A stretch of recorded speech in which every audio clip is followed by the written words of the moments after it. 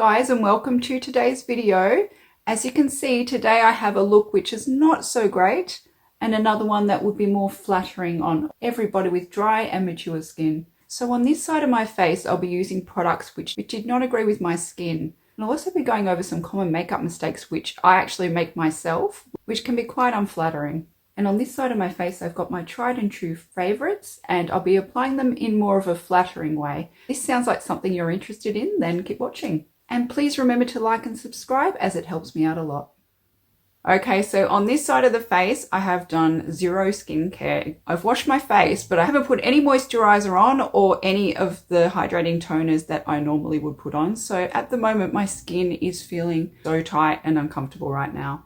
So that's a common mistake that a lot of people make. They don't put any skincare prep on. I don't use any primers at all because I rely on my skincare to be the base to my makeup. The first product I'm using is the RIMMEL Multitasker, which I found was a complete dud on my skin. This product here, it claims to be better than fillers, and it's meant to be a multi-use product that you can use as a concealer, foundation, and a primer. I feel like I bought this one about a year ago. It's been in my cupboard for a while. I literally used it once. I used it once and never touched it again because I swear it showed up every single wrinkle I had on my face. So we'll give it a good shake. It comes with quite a decent doe foot, and this is it swatched. Meant to give a really glowy, flattering look to your skin. So today I'm going to use this product as an all-in-one, so I'll use it as my base. Putting quite a lot on because I am relying on this to be my base. I don't know if you can actually see that, but it's already emphasized my texture. I'm putting quite a lot on because I feel like it does not have a good coverage at all. And this one's in the shade 001 Fair. So the color matches quite good. It's just incredibly shiny on my face. It looks like I'm sweating. I feel like it doesn't have enough coverage to be a concealer. See, look at that. As you can see, it is incredibly shiny on my face, and the shine's emphasizing all of my texture.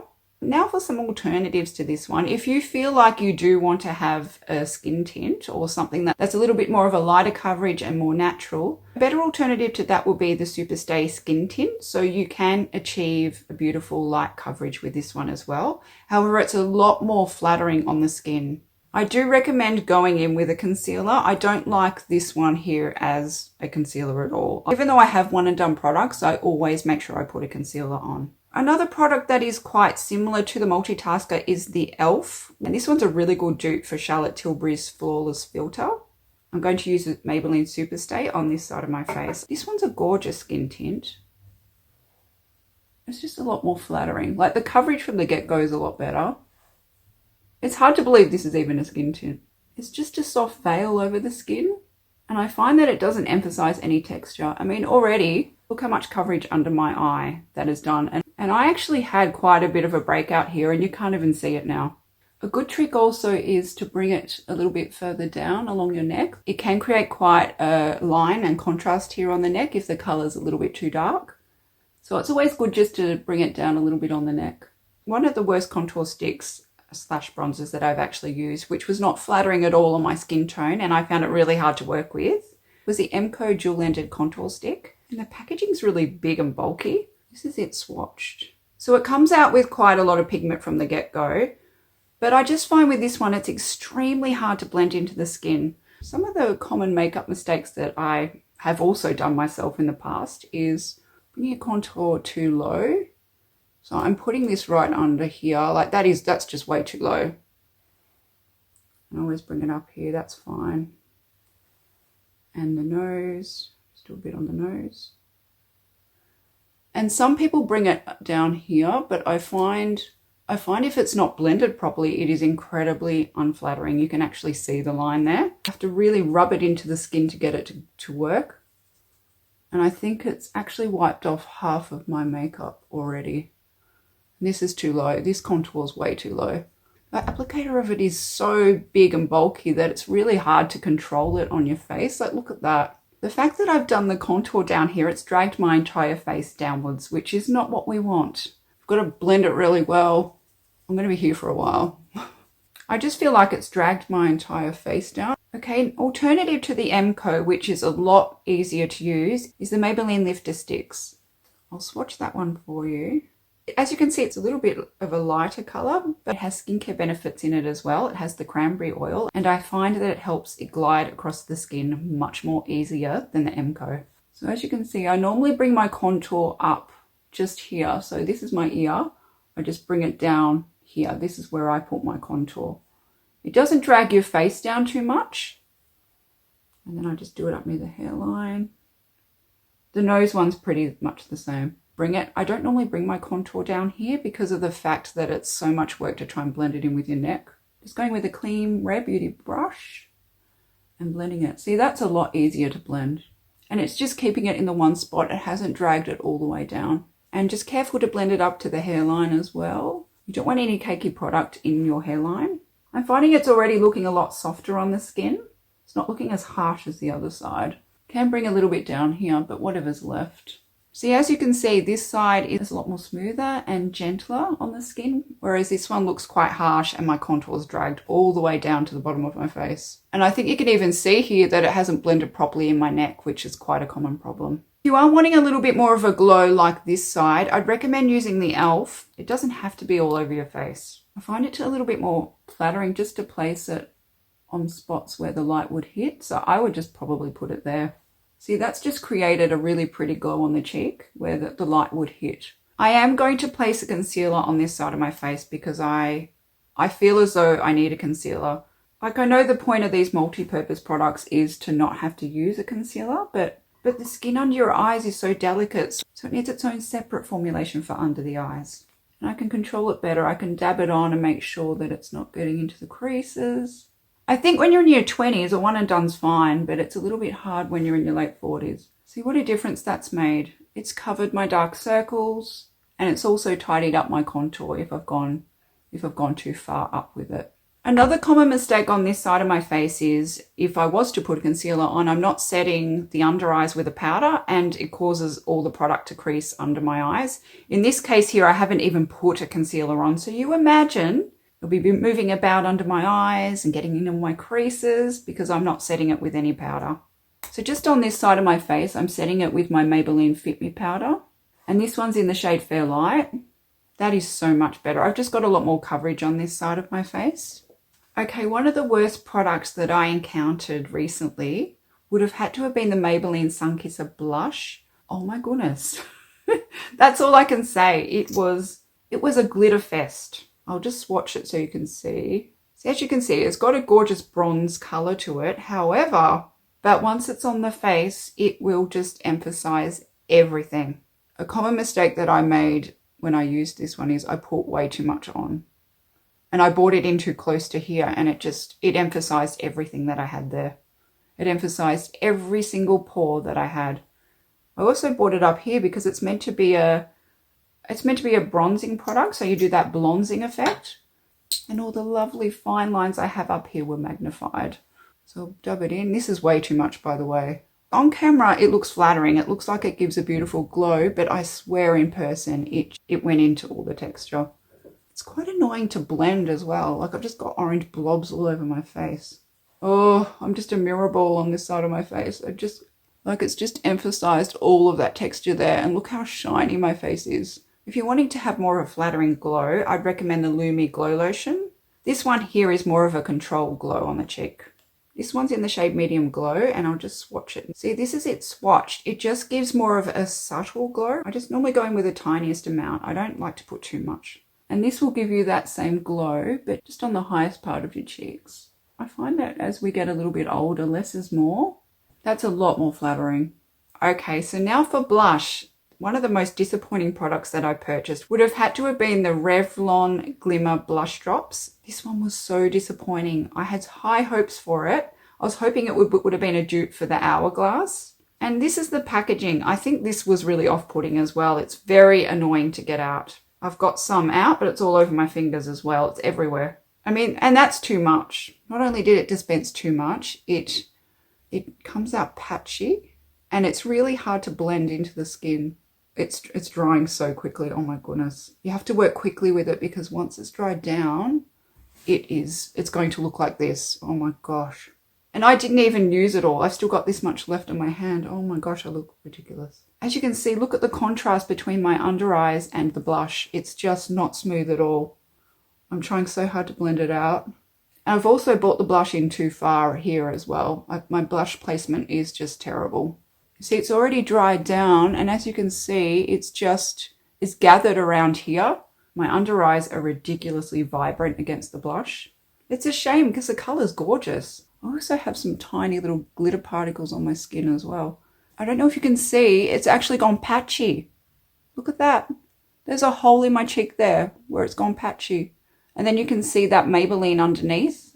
So if you're a person that doesn't like to use powder blush, an alternative to the blush drops is the Lumi blush. I love this product. And as you can see, I've made a really great dent in it. I use it nearly every day. And the MILANI cream blush is also another alternative to using a powder. So this is the MILANI swatch. It's just gorgeous and creamy on the skin. Look at that. It's just so flattering. And it's really easy to blend out and use. So this one here is really user-friendly and great for beginners as well. The L'Oreal swatch. This is in the shade Glowy True Rose. And I'll swatch this one as well. See that colour's absolutely beautiful. Once again, this one's a lot easier to use than the Revlon. I'll go with the L'Oreal Lumi. I just need to make sure I just do 2 dots. I always put too much of this one on. Just blending this one in. Blending so much easier than what the Revlon did. And it hasn't come out too harsh straight away because I don't want to put too much blush on. And if you've noticed, I've brought my blush up a lot higher than I did on this side, so it's not dragging my face down. There we are. As you can see, this one's a lot more flattering. I have put a lot less on than what I did on this side. Okay, so now for eyeshadow. This product was a great disappointment to me. This is the Revlon Colorstay Night Today. I purchased it because I thought the color story looks really pretty and would be a gorgeous everyday look. As you can see from the swatches, although the color story is pretty and has some shimmery shades, there is no matte shade in there at all. If you're going to get an eyeshadow palette, it definitely needs to have some mattes in there. The shimmery shade in the crease is incredibly unflattering, especially if there's texture on the eyes as well. I did not like the way it looked on my eyes, so I've only worn this eyeshadow palette once. The 3 lighter shades in this palette look exactly the same, so I might go in with this slightly pinker shade. So I've got this lighter shade that I can put in my crease, which is not really showing up. I might try and build it up a little bit with this slightly more gold shade. Look, there's nothing wrong with the formulation at all. Like they have apparently reformulated it, and it is quite soft to the touch, and the shimmers aren't heavy and glittery. It's just that there's not much contrast between the colors in the palette. And also there's no matte shade. I might just go across the lid with this one, but as you can see, like there's nothing. It's like I'm putting nothing on my eyes at all. Here we are. We've got something here. We've got a slight shimmer. There's a slight shimmer happening now, but still, oh my gosh. Another common mistake that you can make with your eyeshadow, which I've been guilty of as well, is bringing too much up here near the brow bone. Dual-ended brush here, so I'm going in with the flat shade of the brush, and I'm just going to try and get a little bit more depth with this one deeper shade that I have. And to be fair, this shade does come out quite pigmented, this deeper shade. I'm trying my best to blend it in. I think the nicest shade in this palette is that brown shade. It actually looks pretty on the eye. Another common mistake that I've also made of myself and been guilty of in the past is putting too much of a darker shade under the eye. So this is what I've noticed on myself. I put too much of a deep shade underneath my eye. It just looks like it's dragging my eye down. I'm going to try for a bit of bling in the middle. Ooh. You could really just go for any of those 3 shades because the 3 of them look exactly the same. And I'll just do an inner corner highlight. It actually makes a nice inner corner highlight. So another common makeup mistake is putting way too much in the inner corner. This is another thing I'm guilty of. I always go overboard with inner corner highlight. For an alternative for that palette, the color story is nothing like the other palette. I understand that. However, this e.l.f. palette actually has a matte shade in there as well. The matte shade is extremely pigmented in this one and a little bit hard to handle. However, it does at least give you that option of a matte shade, and the colors also are a little bit more muted. I do, however, find that the shimmers in this palette are very impactful, so it is quite different to the Revlon. You'd get a bit more of a flattering look with this one. It gives you 2 matte shades in here. So I'm just going to start off with this this light matte shade in the crease. And then if you wanted a matte look, at least you've got that option. So this color doesn't show up too much. I make a MAC flat brush. I'm going to go into the shade. I'm just going into this warm bronze shade. And once again, less is more. I'm just going really light-handed with my eyeshadow today. It's just created a gentle, pretty shimmer on the eyelid. And then just grabbing my Mecca Max flanter brush, I'm going to add a little bit more depth. I blend a little bit into your hand before you apply it to the eye because it is extremely pigmented. So just blending a gentle amount in the corner. I just find that mattes are a lot more flattering in the crease. They're just a lot softer on the eye. I'm guilty of not pre-blending on my hand, and I've had a lot of makeup disasters in which I've actually filmed. Which some of them are on my YouTube video, so you can actually see the mistakes I've made. But I've learned here just to pre-blend on the hand so you get a smoother application on the eye. And I like to diffuse the edges with a fluffy brush as well, so it makes it look a lot more natural. I normally go under my lash line with the matte shade that I began with. I'm going to mix this matte shade with the lighter one just to diffuse this darker brown a little bit so it's not too harsh under the eyes. So I'm just going to mix these two together.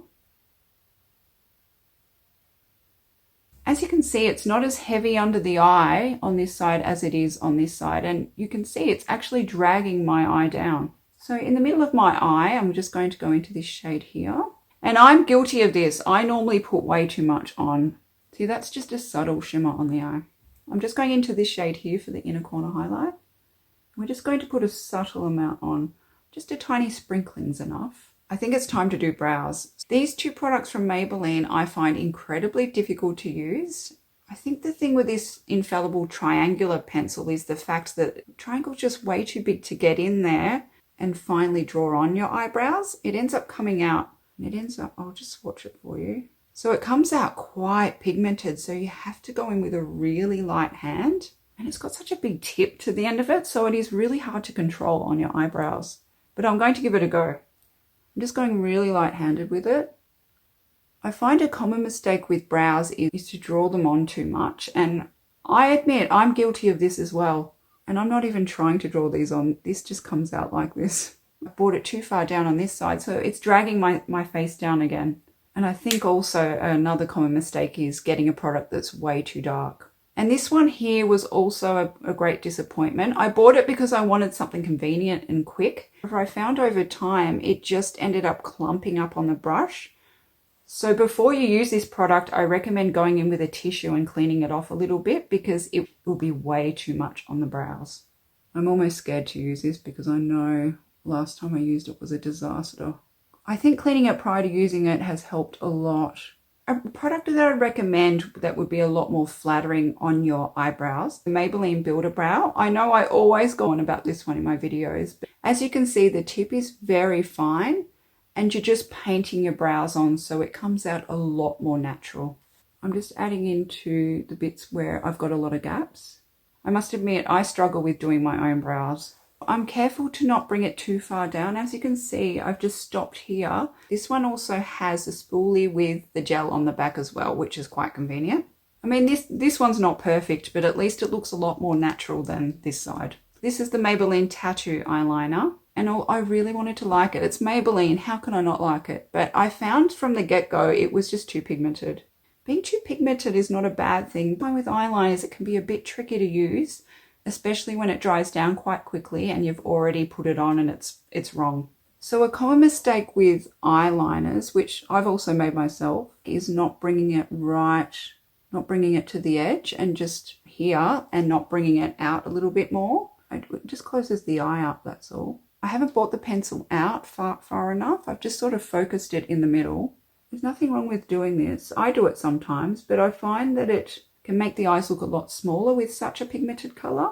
So I'm going to put it in my inner lash line and also bringing it underneath here. I find it's a bit too much, especially with this shade. It's just too dark. As you can see, it's gathered underneath my eye and it is a lot of makeup under there. And because I've added it underneath the lash line, my eye's looking really heavy. My whole face looks quite dragged down. I find what a lot more flattering is a brown eyeliner. I do love my black eyeliners. I normally would like to go for one that's a bit easier to blend and not as pigmented as this one. This one here is the L'Oreal Infallible in Bronzed Espresso. So as you can see, it's a lot more of a gentler tone. So what I like to do is gently drag it across. I normally bring it to the edge as well. The slight wing always makes the eyes look a little bit bigger. I just find gentle strokes along. And then I normally like to use the sponge applicator on the back to just blend it out to make it a bit more smooth. And I normally like to use an angle brush just to pull a gentle wing out.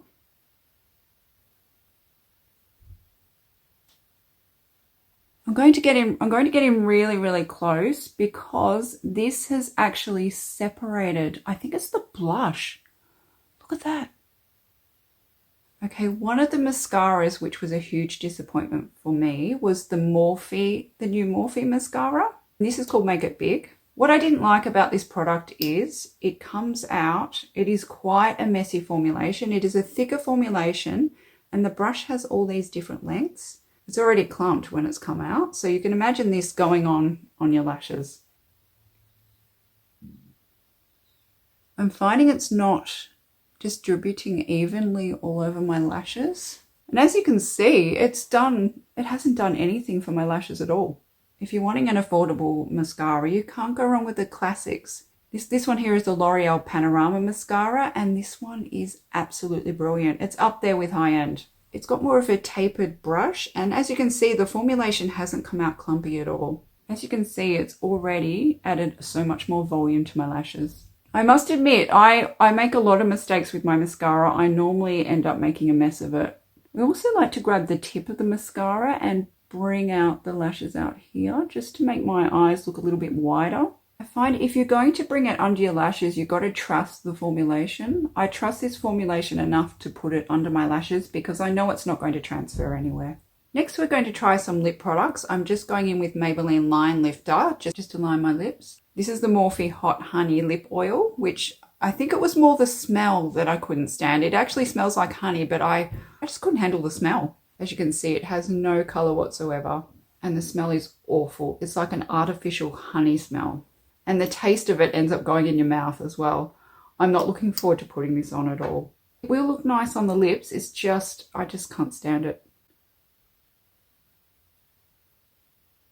If you're not a fan of lip plumping products, I highly do not recommend this one because it does tingle quite noticeably on the lips. It has more of a delayed reaction, so later on it will start burning. I highly recommend the L'Oreal Hyaluron Lip Oils. These ones are absolutely stunning. This one just has a subtle minty tingle. But as you can see, it has a lot more of a colour payoff compared to the Morphe one. Well, that's it. Thank you so much for watching this video. I hope you enjoyed this video and found it helpful. I hope you all have a wonderful week, and I will see you in my next video.